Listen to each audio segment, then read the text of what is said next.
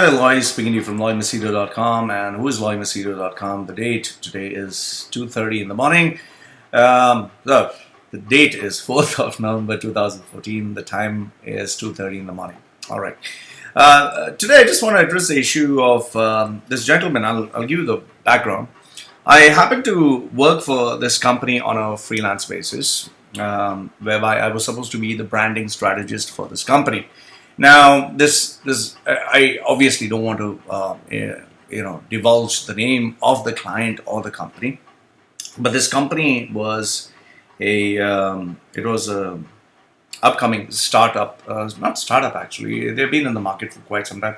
They are into electronics. Okay, electronics. They manufacture or they are OEMs, other equipment manufacturers. They get smartphones and they get tablets manufactured from a different country. And I've worked with a couple of brands like BTK, Intex,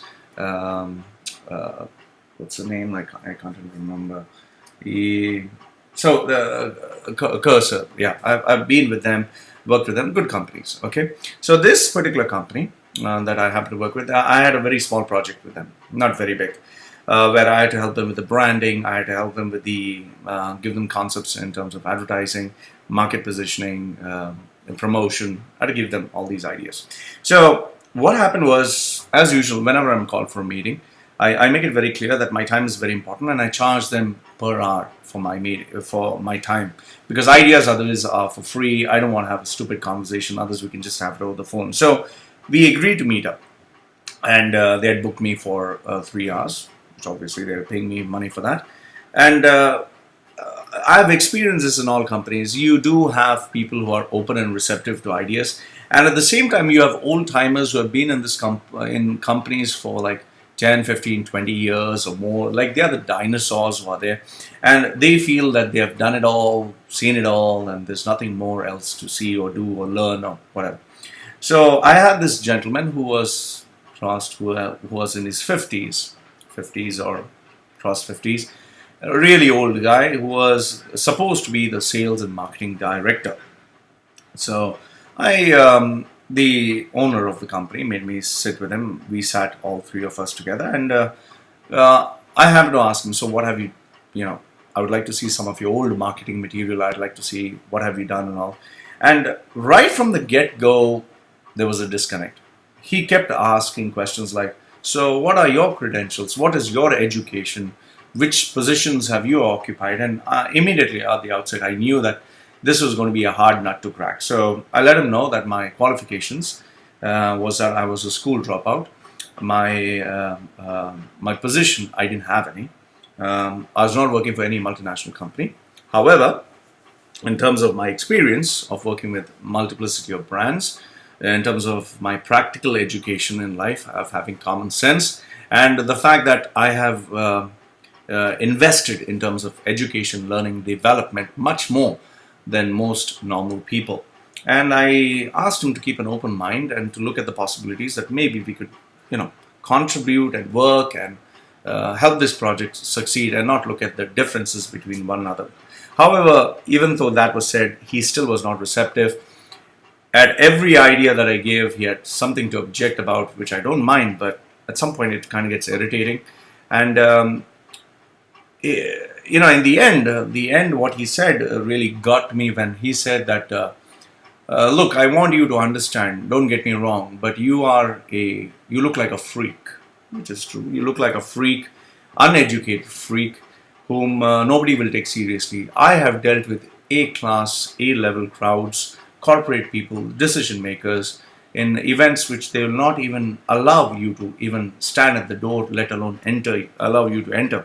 So I don't think you have ever dealt with that kind of caliber, and I don't think anything that you said has substance. In fact, I don't know why I should even be listening to you. So I just realized there was no point. I said what I had to say, gave them the points of contribution, which he objected to everything, and I decided to make a leave.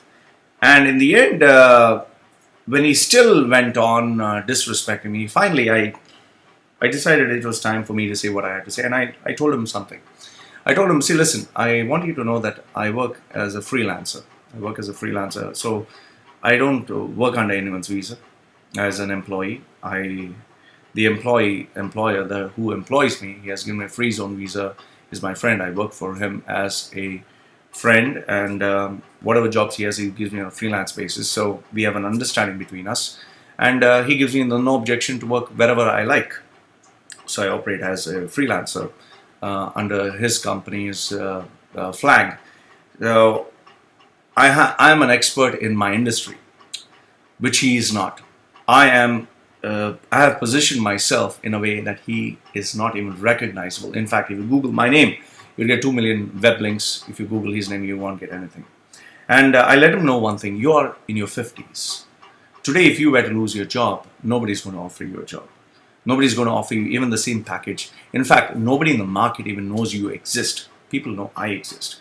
Nobody takes your professional opinion apart from your company only.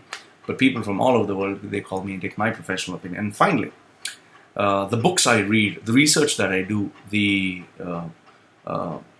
ideas that I offer, they are all online. There's a library of information that you don't have anything.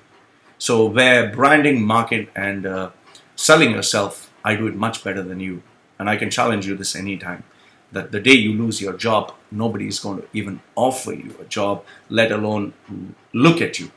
And I don't think you have conducted a single training program. I don't think you have mentored anyone. I don't think you are even at the caliber of standing next to me and giving a keynote address, which can last from anything from 4 hours to 8 hours. Okay? Said what I had to say. He didn't like it. He said, I don't need to take this shit, and he walked off. The part that I'm trying to make is today evening, I happened to get a call from one of the guys who was working for him, who was my supporter. He kind of told me that this guy got terminated. And it's sad, it's upsetting, because the guy he had dedicated more than 20-25 years of his life to this company, and he got terminated, and it seems he took it pretty badly. He was absolutely destroyed. Now the problem here is this. It's not whether he was wrong or I was right. Now, because he is in his 50s, I doubt anyone will give him a job unless he was really the best. Because this market is such, it's like a dog eat dog. So if they know you need a job or you want a job, they'll not give a damn. The second thing is, today there is so much of new talent that is coming. The new generation is educated with the latest information. They are so adept to the social media. They have information on their fingertips, Google, YouTube, everything. You can study, learn. So I don't think he would survive. And worst of all is the depression and the hurt that he would have to undergo through at this age would be something that he would not be able to bear. So I would just say that don't get too comfortable in a job. Don't work for more than, say, 3 to 5 years in a company. You must change. You must get out of your comfort zone and don't stay there too long, because sometimes we stay in our comfort zone too long, not to know that we will be replaced one day. And when we do lose our job, or when we do lose the opportunity, believe me, it's the hardest thing in the world, especially when age catches up. So to this 50-year-old guy, I wish him all the best, because I know a lot of 50-year-olds who are struggling today, who don't have a job and who have to leave this country. I wish him all the best. I don't have anything against him. And to you, all you people out there, please, if you're working for a company, don't work for more than 5 years, max. 3 to 5 years is max. You need to move on. You need to find something, because the cost of living is increasing. It's becoming very expensive to stay unless you don't get an increment each and every year. So for that, you need to develop your skills, read new books, and market yourself very aggressively. Loy from loymachedo.com and whoisloymachedo.com. Sharing with you his opinion and his ideas as to what was the incident with a 50-year-old sales director who sadly lost his job, and I wish him all the best. Take care. This is me. Put your comments down below. Have anything to say? Let me know. I'd love to hear from you. Goodbye for now.